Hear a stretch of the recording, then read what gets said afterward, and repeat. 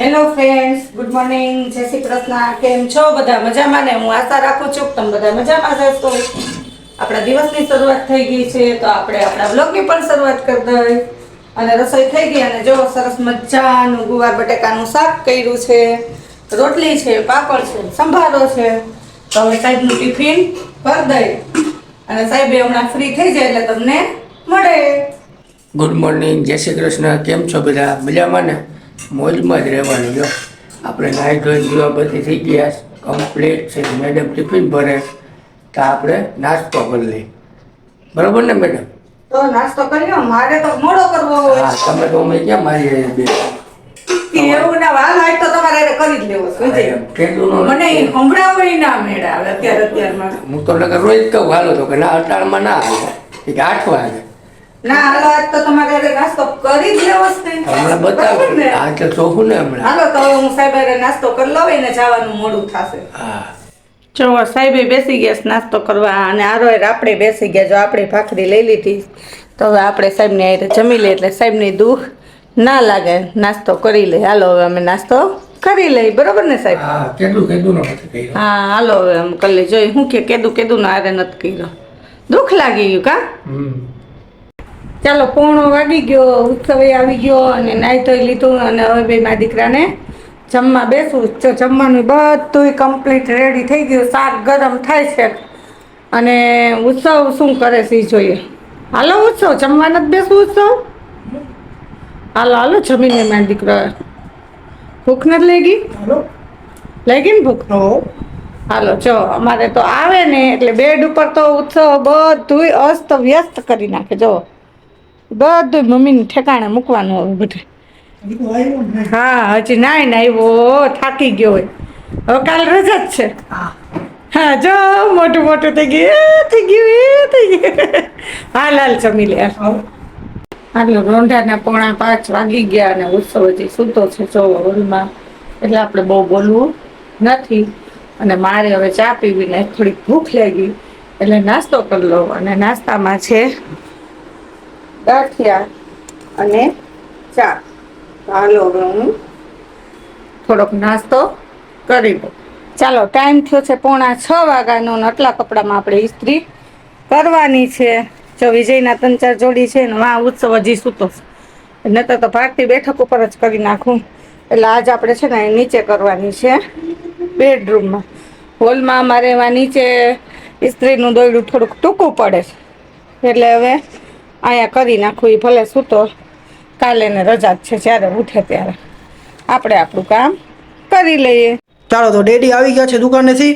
હા, આવ્યો ચાર્જિંગમાં મૂક્યો, કોટ કાઢ્યો અને હવે આવ્યો. હું જોઈ ગયો કંઈક હાલે હે કિચન ઉપર પેકેટ પડ્યા પણ એ છે ને રોટલા ખબર. કિચન ઉપર ને પ્લેટફોર્મ ઉપર. હા, એ પ્લેટફોર્મ કે કિચન કે પણ ત્યાં જો આમ ઉત્સવ હાલ્યો મેરો વધારે. બાજરાના રોટલા નહીં આવડા, પીઝાના રોટલા. હા, ખાશો તમે?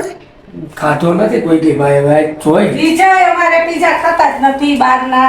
બહારના હું ઘરનો આ પહેલી વાર બને છે અને આ ટેસ્ટ કરી. અને મને એના ઉત્સવને ભાવે તો બહારના લઈને મોંઘા પડે એટલે મેં કીધું ઘરે જ બનાવીશું. પણ જો ઘરે બનાવું ને એનું કારણ એ કે વિજય ખાય ને એટલા માટે ઘરે બનાવવાનું. અને ટેસ્ટ કરી તો ઉત્સવ આજે બનાવવાનું અને છે. હું બનાવું ને એટલે 100% 99% તો કહું કે એને ભાવશે જ. તો આજે બનાવવાના છે આપણે ઘરે પીઝા. અમને તો ખબર હતી, ડેડીને ખબર નથી, અત્યારે આવ્યા એટલે ખબર પડી. તો ચાલો હવે બનાવવાની પ્રોસેસ ચાલુ કરી દઈ અને તમને પણ આગળ વિડીયોમાં તે બતાવશે. પીઝા બનાવવા માટે બધું રેડી કરી દીધું છે. જો બટર છે, ચીઝ છે, બરોબર, બાફેલી મકાઈ, ટમેટા, કેપ્સિકમ, મરચાં, ડુંગળી, ઓરેગાનો, ચીલી ફ્લેક્સ, ચાટ મસાલો, પીઝા સોસ, માયોનીઝ અને તીખાની ભૂકી. બસ બીજું તો હવે લગભગ કંઈ ભૂલાતું નથી. અને પીઝાના રોટલા. તો હવે આપણે પીઝા બનાવશું. ચાલો પહેલાં આપણે પીઝા સોસ પાથરશું. અને આપણે પહેલાં છે ને પહેલો પીઝો છે ને ઉત્સવ બધું માપે નાખીને કરશું. કારણ કે તીખું બની જશે ને તો તાર ડેડી નહીં ખાઈ શકીએ. બરોબર? પછી આપણે જોશું એમ તો કે લગભગ તો ખાઈ જ શકશે, નહીં વાંધો આવે. પહેલાં આપણે નાખો સોસ પીઝા સોસ. એની સુગંધ આવે ને. રેડી? પીઝા સોસ પાથરો. નાખવા દે ને, એવું લાગશે તો બીજી વખત ઓછું નાખશે. એટલો એનો બેઝ પથરાયેલા ફૂલ થઈ જાય સોસથી એટલો તો જોઈએ જ એમ. એટલો તો જોઈએ જ, વધારે જ નાખવાનો હોય. પછી નાખશું મેયોનીઝ.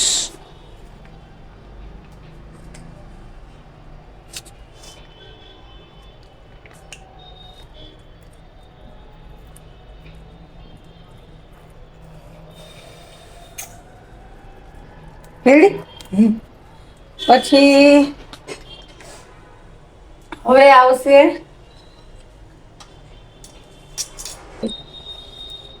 હાલો હવે શું આવે? ચાલો હવે આવશે ચીઝ. અમે મોઝરેલા ચીઝનો ઉપયોગ નથી કર્યો, અમૂલનું ચીઝ લીધું છે. કારણ કે અમારે એક તો બધાને ઓછું ભાવે ચીઝ, એટલે બરોબર ને ઉત્સવ? બરાબર છે. હાલો ત્યાર પછી આપણે ડુંગળી.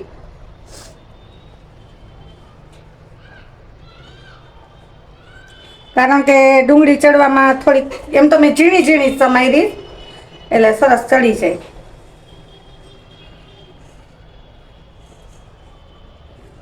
ટમેટા, કેપ્સિકમ, મરચા લગભગ બધાને ઘરે બનતા જ હોય પીઝા, એટલે આવડતા જ હોય. આ તો હવે વિડીયો બનાવ્યો છે તો મકાઈના દાણા છે બાફેલા.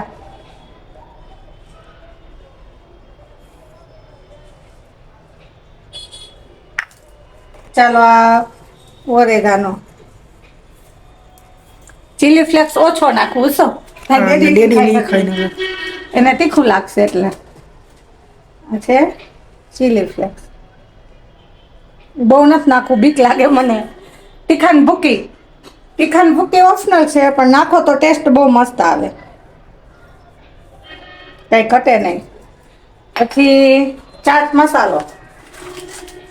આપણે નિમકનો ઉપયોગ બહુ નથી કરવો, કારણ કે ચીઝ તો ખારું જ હોય, એટલે આ ચાટ મસાલો નાખ દઈ.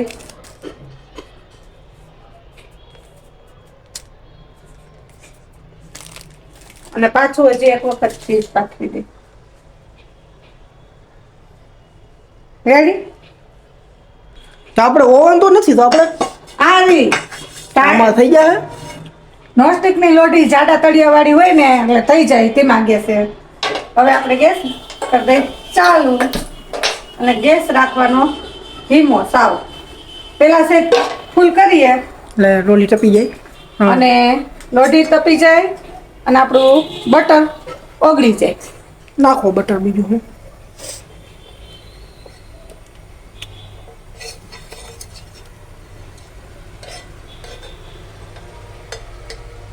ચાલો હવે ધીમા ગેસે સાવ આપણે થોડુંક કોરે બટર લગાવી દઈએ એટલે સરસ એકદમ પોલો રહીએ.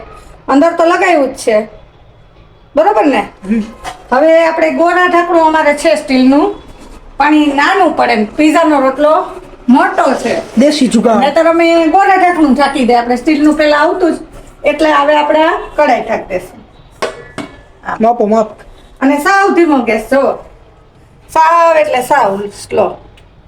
એમને આ ફ્લેશ લાઈટ ચાલુ એટલે નહીં દેખાય છે આખું. ગેસ ધીમો છે. ગેસ ધીમો. હાલો બની જાય પછી કઈ કેવું બને. ચાલો એક તો ખવાઈ ગયો, એક તો ઉલરી ગયો ભાઈ. કેવો લાગ્યો વિજય? મજા આવી ગયો. મજા આવી ને?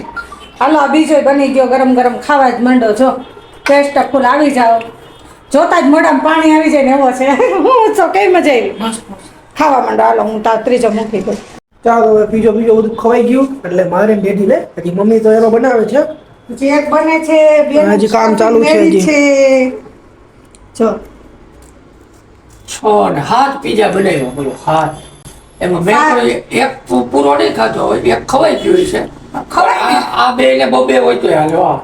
હાલે જ ને. ચાલો ડેડી ને બહુ મજા આવી. પીઝો ખાવાની મજા આવી ને ડેડી? ખાધો હો ભાઈ. ડેડીની મજા આવી અને અમને બધાની મજા આવી. તો આજના બ્લોગમાં આટલું જ. જો તમને લોકોને બ્લોગ પસંદ આવ્યો હોય તો ચેનલને લાઈક શેર અને સબસ્ક્રાઇબ કરજો. તો મળશું આપણે નેક્સ્ટ બ્લોગમાં.